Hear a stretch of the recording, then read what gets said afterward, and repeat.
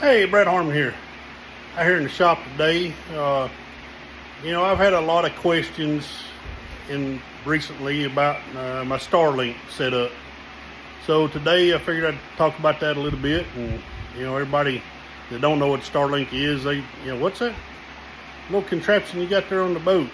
And then the ones that do know what it is, they're asking, hey, what are you doing as far as how it's mounted and how you powering it or whatever. So I thought I'd talk a little bit about that today. So first off, as you can see, I've actually got it bolted down to the deck of the boat. It's on my day box lid.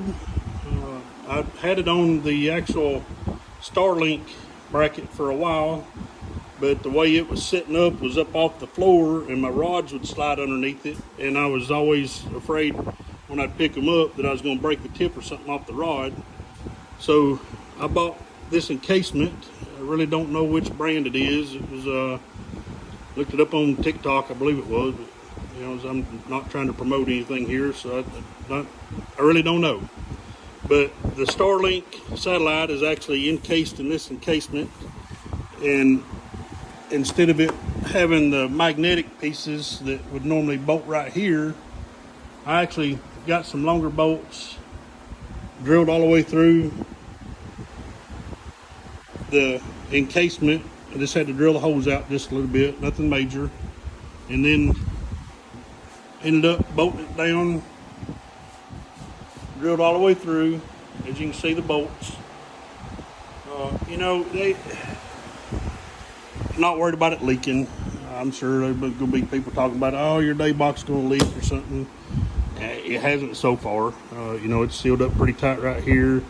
It's got the foam underneath it. If it does leak, hell, I ain't worried about it. So, but anyhow, the wire, it actually comes with it, the power wire. You'll get a couple of power wires with it. This one is the one that would actually plug into a 110 outlet into the wall. And I'll show you what I did back there in a second. But I took and run it through here and into my other little glove box. Drilled the hole, run it through the glove box, into the wall.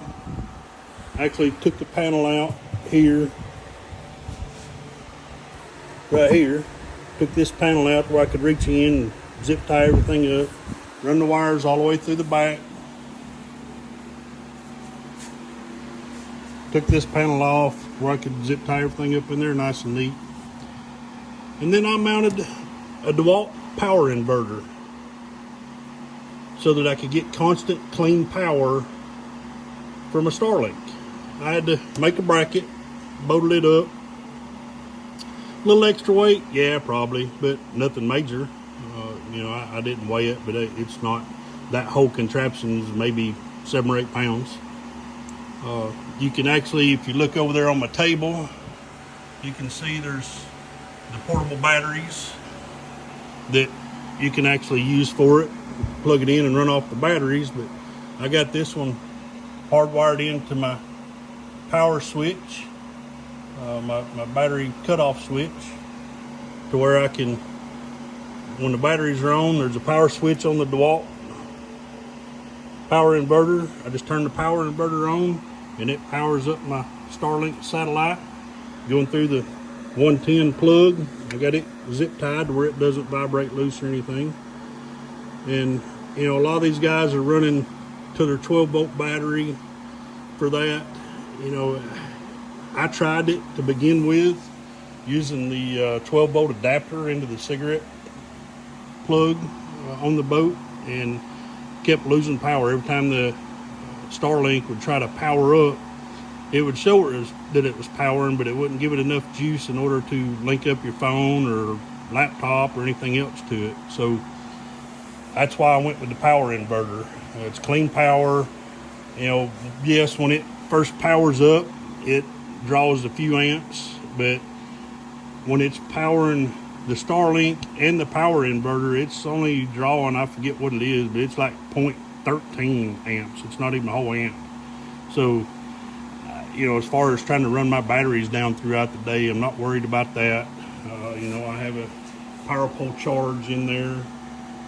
So anytime my big motor's running, it's charging my cranking batteries and my lithium graph battery throughout the day. I've got a BRP battery protector, or whatever you want to call it, that actually hooks up to my main cranking battery as well, that feeds over to the lithium battery so that the power pole charge will work for charging all my batteries throughout the day. But you know, that's another topic that we'll talk about later. So anyhow,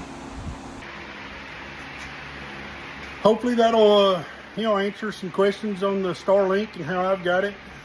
You know, there's different ways you can mount it for sure. You know, this one's locked down, so I can leave it on. You know, is it foolproof as far as somebody trying to steal it? No. You know, they can pry bar it off there or cut the bolts or, you know, whatever. But for the most part, the way I had it, somebody could steal it real easy. So I had to make sure if I was going into a restaurant, I had to pull it off or something like that. Whereas now I can, you know, leave it bolted down and don't have to worry about all that. So works good for me on the front deck, especially. You know, if I'm up there on the front deck, I'm watching for it. But in this encasement, I can step on it and not have to worry about breaking it off the bracket that holds it onto the boat or anything else. It's you know, I've seen a lot of guys mount them on the back deck. You know, if you're fishing solo all the time, that's nice. It's out of the way. But you know, fishing with a co-angler or another partner, it's back there and in their way. And my front deck's a lot bigger than the back deck is, and I figured if anybody's going to break it, it's going to be me. I don't want to put that off on somebody else. So that's how it is for me.